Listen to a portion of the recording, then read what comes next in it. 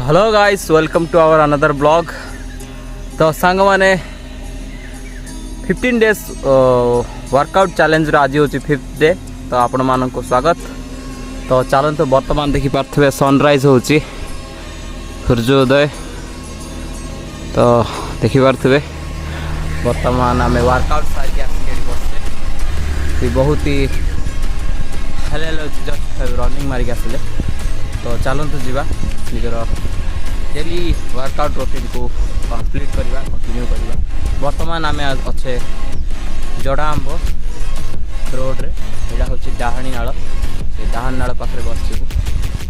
तो चलतु जीवा जाकि निजर डेली रूटीन को फॉलो करवा। तो चलो तो फ्रेंड्स देखिपे केते अमेजिंग गछ पिंक कलर सब फूल लगी देखिपे गचरे।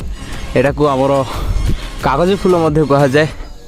देखिपे ये फूलटा एत सुंदर है पूरा पूरी गछ सारा पिंक कलर देखा आहरी अनेक गुटे जगह अच्छी जोठी की एमती गुड़ा गछ अच्छी।